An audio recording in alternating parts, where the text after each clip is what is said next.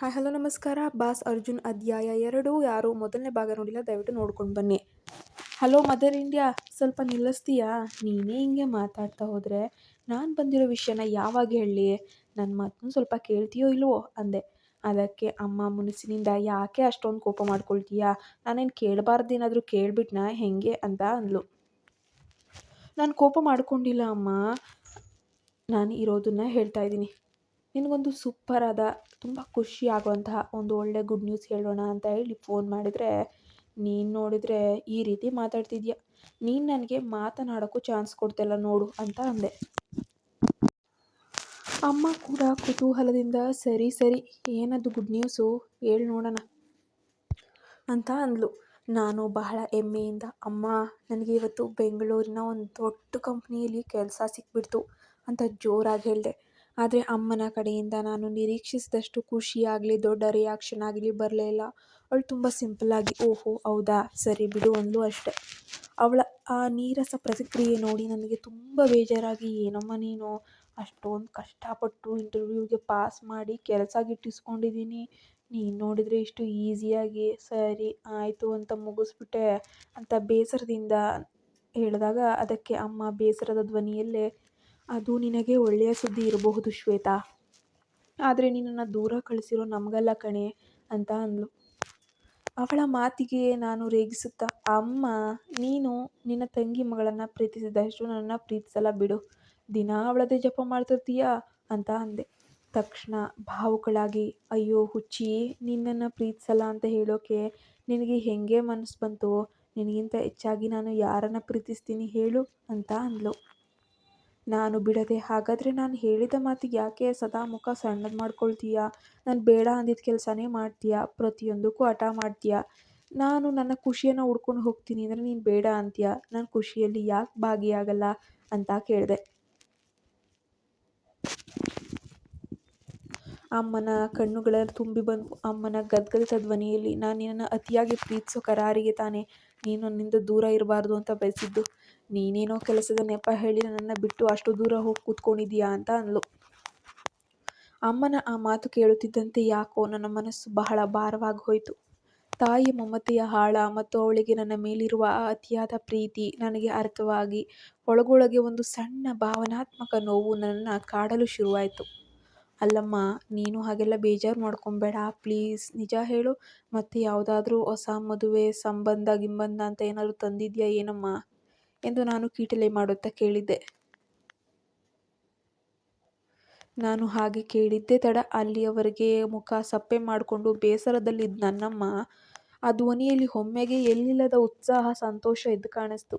ಅವಳು ತಕ್ಷಣ, ಹೌದು ಹೌದು ಕಣೆ ಶ್ವೇತಾ, ನಮ್ಮ ಶಾರದಾ ಚಿಕ್ಕಮ್ಮ ಇದ್ದಾರಲ್ಲ, ಅವರು ಪಕ್ಕದ ಮನೆಯಲ್ಲಿ ಒಂದು ಒಳ್ಳೆ ಹುಡುಗ ಇದ್ದಾನಂತೆ ಕಣೆ, ಬ್ಯಾಂಕ್ನಲ್ಲಿ ಮ್ಯಾನೇಜರ್ ಕೆಲಸದಲ್ಲಿದ್ದಾನಂತೆ, ಸದ್ಯಕ್ಕೆ ಅವರು ಮಂಗಳೂರಿನಲ್ಲೇ ಸೆಟಲ್ ಕೂಡ ಆಗಿದ್ದಾರಂತೆ, ಹುಡುಗ ಮಾತ್ರ ತುಂಬ ಯೋಗ್ಯನಾಗಿದ್ದಾನೆ ಗೊತ್ತಾ ಎಂದು ಸವಿಸ್ತಾರವಾಗಿ ಹೇಳಲು ಶುರು ಮಾಡಿದ್ಲು.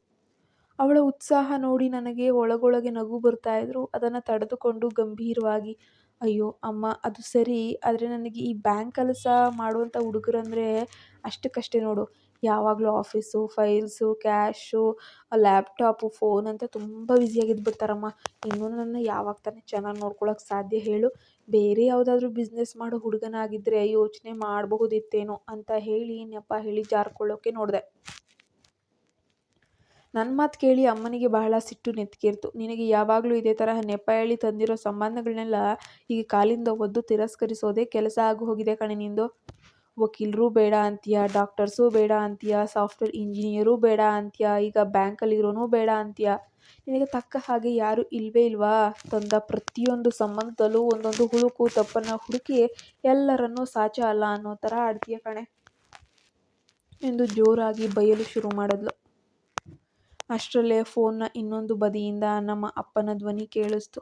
ಅಪ್ಪ ಅಮ್ಮನಿಗೆ ಜೋರಾಗಿ, ಯಾರೇ ಕೌಸಲ್ಯ? ಅದು ಕೌಸಲ್ಯ ಅನ್ನೋದು ನಮ್ಮ ಅಮ್ಮನ ಹೆಸರು. ಫೋನ್ನಲ್ಲಿ ಅಷ್ಟೊಂದು ಜೋರಾಗಿ ಯಾರ ಹತ್ರ ಜಗಳ ಆಡ್ತಾ ಇದೆಯಾ ಅಂತ ಕೇಳ್ತಾರೆ.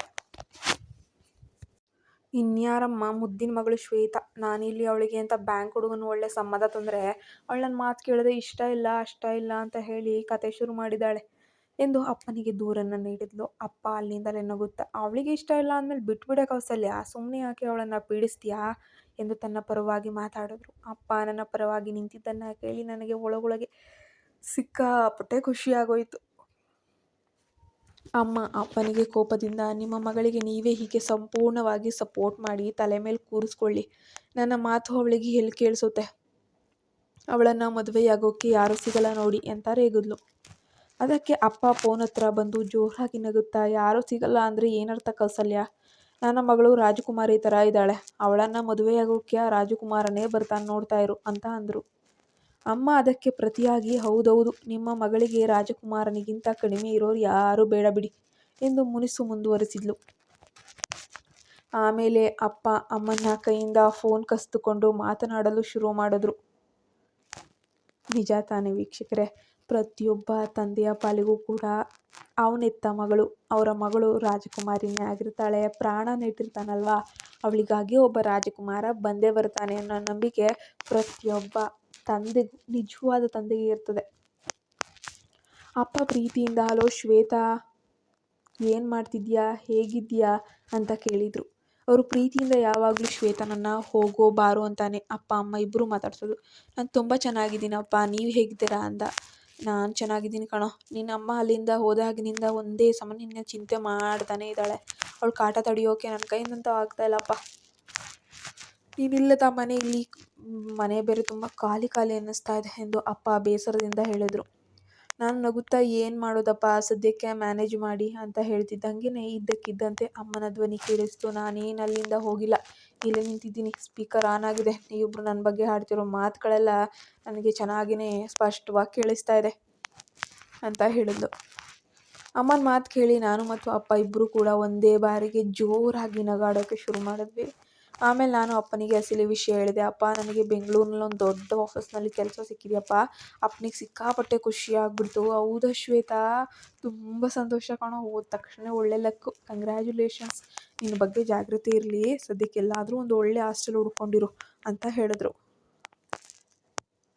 ಅದಕ್ಕೆ ನಾನು, ಅಯ್ಯೋ ಪಪ್ಪ, ಹಾಸ್ಟೆಲ್ಗಿಷ್ಟೆಲ್ಲ ಹುಡುಕೋ ಚಿಂತೆ ಸದ್ಯಕ್ಕಿಲ್ಲ, ನೆನಪಿದೆಯಾ ನಿಮ್ಮ ಬೆಸ್ಟ್ ಫ್ರೆಂಡ್ ರಾಘವ ಅಂಕಲ್ ಇದ್ದಾರಲ್ಲ, ಅವರು ಬೆಂಗಳೂರಿನಲ್ಲೇ ಇರೋದು, ಅವ್ರ ಮನೆಗೆ ಬಂದಿದ್ದೀನಿ. ಅಂಕಲ್ ಸದ್ಯಕ್ಕೆ ಅಮೇರಿಕಾಗೆ ಹೋಗಿದ್ದಾರೆ, ಮನೆಯಲ್ಲಿ ಕೇವಲ ಚಿಕ್ಕಮ್ಮ ಮಾತ್ರ ಇದ್ದಾರೆ. ನಾನು ಕೆಲಸದ ವಿಷಯ ಹೇಳಿದ ತಕ್ಷಣ ಚಿಕ್ಕಮ್ಮ, ನನ್ನ ಗಂಡ ಇಲ್ಲಿಲ್ಲ, ಸೊ ಹಾಗಾಗಿ ಮನೇಲಿ ಒಬ್ಬಳೇ ಇರೋದಕ್ಕೆ ನನಗೂ ಕೂಡ ಸ್ವಲ್ಪ ಕಷ್ಟ, ಬೇಜಾರಾಗುತ್ತೆ, ನೀನು ಇಲ್ಲೇ ಇದ್ದರೆ ನನಗೂ ಒಬ್ಬರು ಜೊತೆ ಸಿಕ್ತಂಗಾಗುತ್ತೆ, ನನಗೂ ಒಂಟಿತನ ಹೋಗುತ್ತೆ, ಹಂಗೆ ಇರುತ್ತೆ, ಈ ವಿಷಯನ ನಾನು ನಿಮ್ಮ ಅಪ್ಪನ ಹತ್ರ ಮಾತಾಡ್ತೀನಿ ಅಂತ ಹೇಳಿ ನನ್ನ ಇಲ್ಲೇ ಇಟ್ಕೊಂಡ್ಬಿಟ್ಟಿದ್ದಾರಪ್ಪ ಅಂತ ಅಂದೆ. ಹೌದೇನೋ, ಹಬ್ಬ, ಹಾಗಾದರೆ ತುಂಬ ಒಳ್ಳೆಯದಾಯಿತು, ಹೇಗೋ ಒಬ್ಬರು ನಿನ್ನ ಜೊತೆ ಆದ್ರಲ್ಲ, ರಾಘವನ ಮನೆ ಅಂದಮೇಲೆ ನನಗೂ ಯಾವುದೇ ಯೋಚನೆ ಇಲ್ಲ ಎಂದು ಅಪ್ಪ ನೆಮ್ಮದಿಯಾಗಿ ನಿಟ್ಟುಸಿರನ್ನು ಬಿಡ್ತಾರೆ.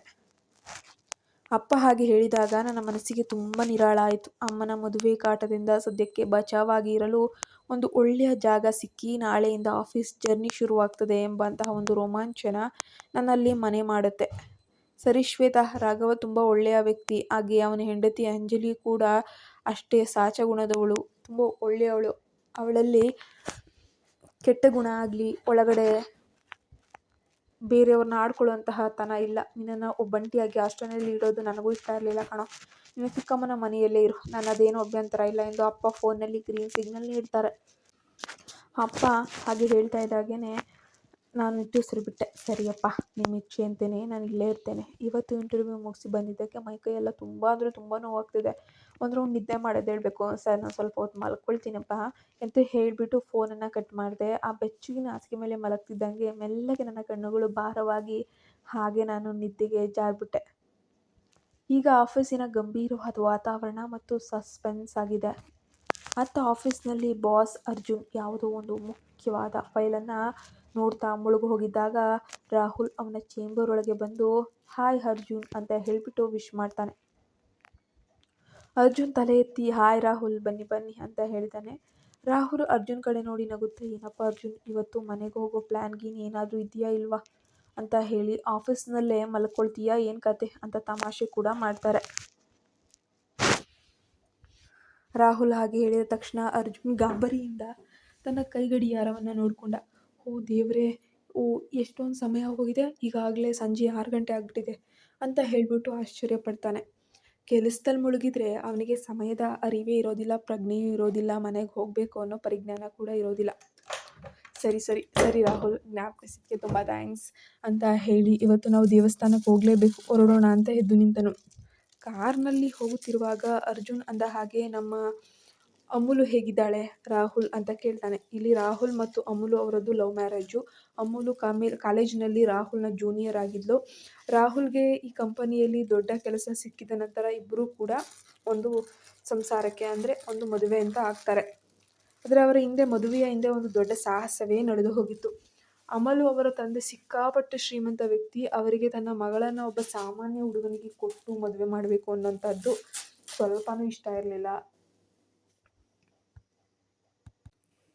ಇಬ್ಬರ ಪ್ರೀತಿಯ ವಿಷಯ ತಿಳಿಯುತ್ತಿದ್ದಂತೆ ಅವರು ಅಮಲುಳನ್ನು ಮನೆಯಲ್ಲಿ ಗೃಹ ಬಂಧನದಲ್ಲಿ ಇಟ್ಟು ಬಿಡ್ತಾರೆ. ಅವಳನ್ನು ಎಲ್ಲೂ ಕೂಡ ಹೊರಗಡೆ ಕಳಿಸ್ತಾನೆ ಇರೋದಿಲ್ಲ. ಅಷ್ಟೇ ಅಲ್ಲದೆ ಅವಳಿಗೆ ಬೇರೆ ಮದುವೆ ಸಂಬಂಧಗಳನ್ನು ಹುಡ್ಕೋಕ್ಕೂ ಕೂಡ ಶುರು ಮಾಡ್ತಾರೆ. ಇತ್ತ ಅಮಲು ಸಿಗದೆ ನಮ್ಮ ರಾಹುಲ್ ದೇವದಾಸನಂತೆ ಗಡ್ಡ ಬಿಟ್ಕೊಂಡು ಲವ್ ಫೇಲ್ಯೂರ್ ಆಗೋ ಫೀಲಿಂಗಲ್ಲಿ ಅಲಿತಾ ಇದ್ದ. ತನ್ನ ಬೆಸ್ಟ್ ಫ್ರೆಂಡ್ ಪರಿಸ್ಥಿತಿಯನ್ನು ನೋಡಲಾಗದಂತಹ ಈ ಅರ್ಜುನ್ ಏನು ಮಾಡ್ತಾನೆ ಅಂತಂದರೆ, ನೇರವಾಗಿ ಅಮಲು ತಂದೆಯನ್ನೇ ಭೇಟಿಯಾಗಿ ಅವ್ರ ಮನೆಗೆ ಹೋಗ್ತಾನೆ. ಅರ್ಜುನ್ ಅವರ ಮುಂದೆ ನಿಂತು, ನಿಮ್ಮ ಮಗಳನ್ನು ನನ್ನ ಸ್ನೇಹಿತ ರಾಹುಲ್ಗೆ ಕೊಟ್ಟು ದಯವಿಟ್ಟು ಮದುವೆ ಮಾಡಿಕೊಡಿ ಅಂತ ಕೇಳಿದಾಗ, ಅಮಲು ತಂದೆ ಅಹಂಕಾರದಿಂದ, ಒಮ್ಮೆ ಕನ್ನಡಿಯಲ್ಲಿ ನಿಮ್ಮ ಯೋಗ್ಯತೆ ಏನು ಅಂತ ಮುಖ ನೋಡ್ಕೊಂಡು ಬನ್ನಿ ಅಂತ ಸಿನಿಮಾದ ಖಳನಾಯಕರ ತರಹ ರೀತಿ ಅಟ್ಟಹಾಸದಿಂದ ಜೋರಾಗಿ ನಗ್ತಾರೆ. ಅವರ ಮಾತು ಮತ್ತು ಅಹಂಕಾರದ ನಗು ಕೋಪವನ್ನು ಉತ್ತುಂಗಕ್ಕೆ ತಲುಪಿಸ್ತು.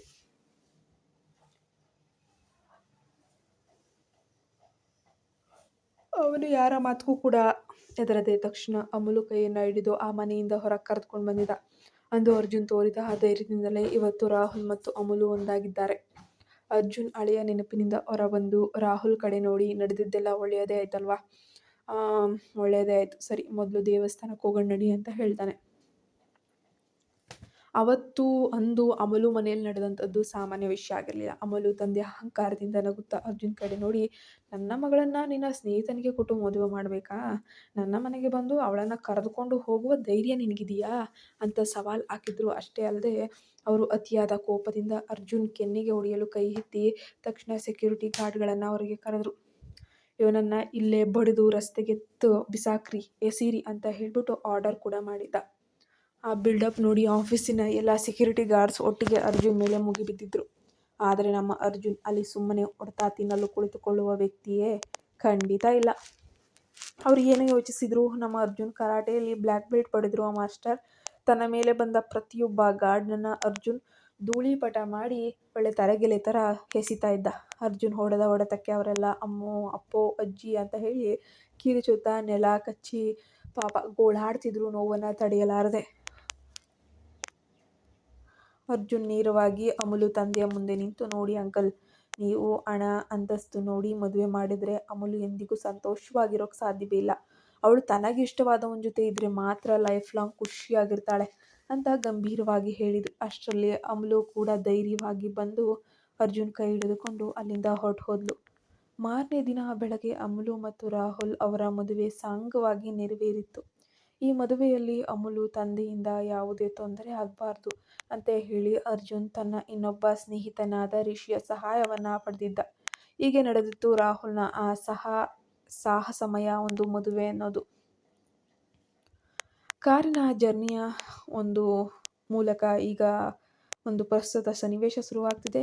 ಹಳೆಯ ನೆನಪಿನಿಂದ ಹೊರಬಂದಂತಹ ಅರ್ಜುನ್ ಅಂದ ಹಾಗೆ, ರಾಹುಲ್ ಅಮಲು ಈಗ ಹೇಗಿದ್ದಾಳೋ, ಮನೆಯಲ್ಲಿ ಎಲ್ಲವೂ ಸರಿಯಾಗಿದೆಯಾ, ನಿಮ್ಮ ಲೈಫ್ ಹೇಗೆ ನಡೀತಾ ಇದೆ, ಏನಾದರೂ ಸಮಸ್ಯೆ ಇದೆಯಾ ಅಂತ ಕೇಳ್ತಾನೆ.